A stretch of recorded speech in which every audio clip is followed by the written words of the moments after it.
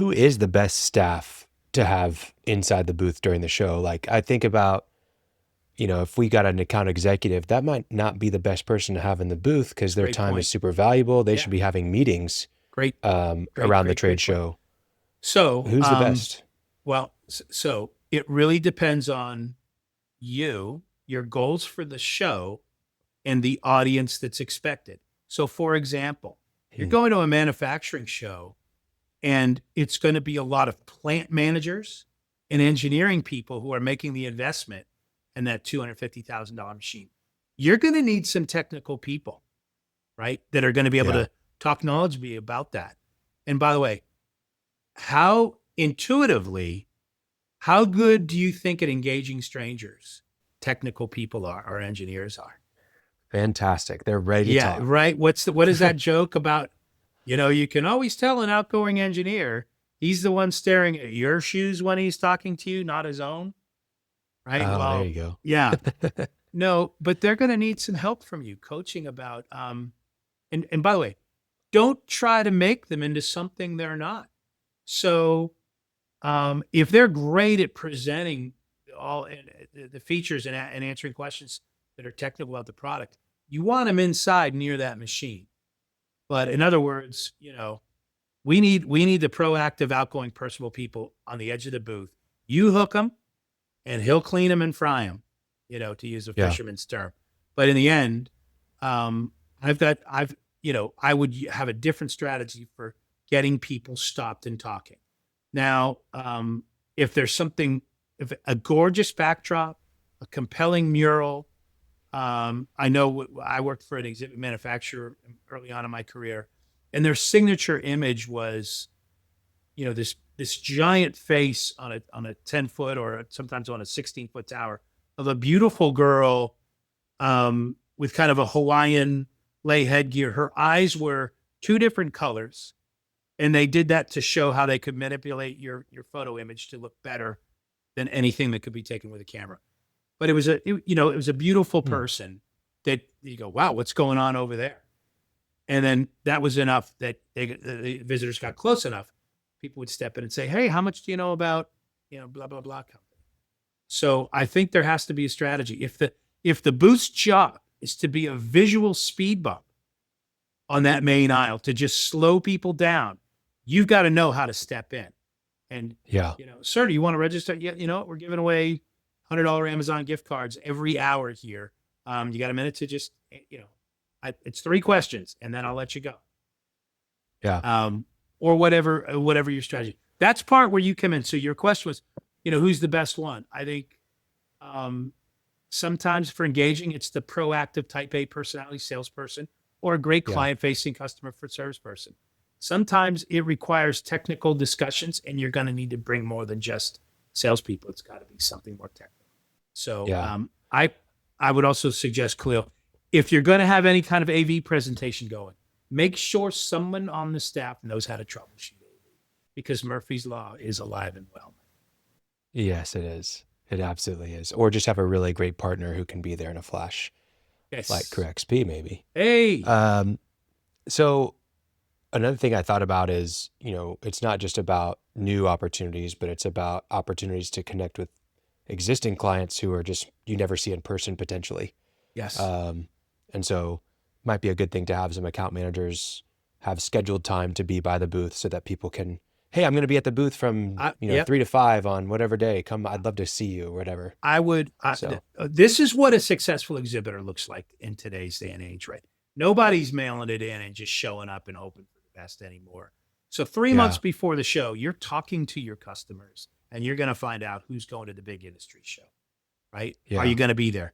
Well, let's plan some time. By the way, we're doing kind of a VIP happy hour at the restaurant right across the street from the venue, or in the Anchor Hotel.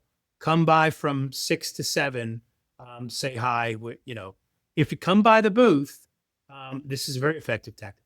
Come by the booth at some point on day one if you want to come. I can give you.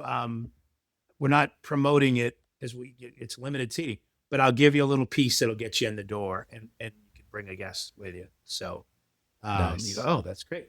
Um, so that's one. Second is, oh, let's plan on hooking up for lunch. They got me on booth duty. I'm working from noon to 4 on every afternoon, but I'd love to either meet you for happy hour or maybe we can grab a coffee in the morning. Or I'd love to walk the show floor with you for half an hour. So, Yeah. um, I love the idea. Like, make sure you're going to see your best customers. The next thing is, if you know there's prospects, you know there's people you've tried to call on and connect with and just haven't been able to. If they're going to be there, man, there's nothing like getting in person with those people.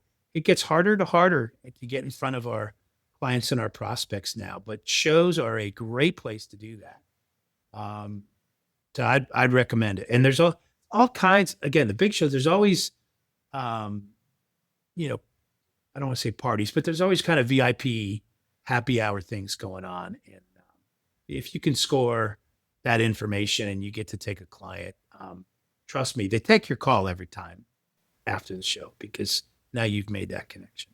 Yeah.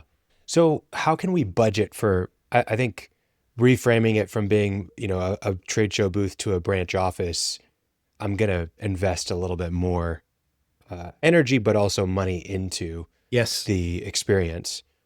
How can you start budgeting this versus a booth, right? Well, that's a great question. So, remember I said, if you don't have a historic budget from past shows that you know what you spend and you go, okay, well, we know there's going to be, I was just on a webinar this morning by the Exhibitor Advocate, which is a great no cost to join.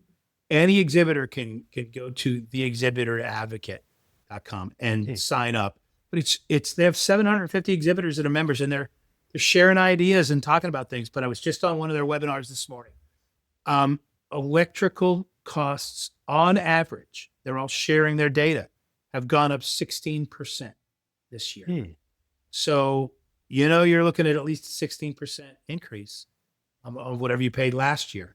Anyway, they have some great data and reports that you can access. Is that just electric from the trade show to have access to it, or is that that's from the convention center running it to your booth? So okay, if you're just running a drop in the back and you're paying $200 for that, you're going to pay $232. It's jumping 16%. If you're an island booth and you're spending $3,500 for your electrical drops, it's jumping 16% also. Yeah. Internet has gone up. Material handling has gone up. Flooring has gone up. So, like I said, when we talk, Khalil, I think it's a trade show manager is going to be thinking about the cost of my space and the cost of my hotel rooms and flights for my people. For you and I, for this conversation, we're really just talking about the branch office. You've paid for the real estate. So it's going to be your flooring and it's going to be your backdrop. And that's going to include your furniture for sitting and conversation areas. And it's going to include the walls that give you a little bit of storage and an AV monitor or two, right? So all of that stuff is going to be included. And then the labor to set it up and then properly dismantle it and repack all that. So just all that stuff. And probably if you're renting and it's a local exhibit house you're working with, you can expect to spend, I think we said in our last call, about $150 per square foot is the average cost. There's people that'll spend twice as much as that for a really dynamic thing. Maybe it's tricked out with LED screens and it's full motion, what we call live graphics. There's people that will figure out how to do that more on a shoestring budget. But keep in mind, think about walking the Mall of America or that biggest mall. As you're just walking the aisles, what are the stores you're drawn to? Right? Yeah. What are the things you see? It's not the ones that are overstimulated and cluttered. It's a great exercise. By the way, if you're looking to design your exhibit, I think malls and retail stores are great places to go and get ideas. Walk through IKEA and just look at how they've done space planning and all those little alcove rooms. Look at the colors. Look at the cool shapes of lighting, right? If I really need 17 to 20 minutes with a prospect for us to tell our story, then you've got to create an environment that people are going to be comfortable spending 15 or 20 minutes. You can't You can't expect they're going to give you that standing on the edge of your booth space because it's too crowded to come in. When just the natural energy of traffic moving in the aisle is pulling them, they're 50% distracted already by it. Got to get them to step in. And that's why I'm a fan of, I'd rather see you do fewer shows with a little bit bigger space that gives you an opportunity to control their attention and have a clear objectives about what you want to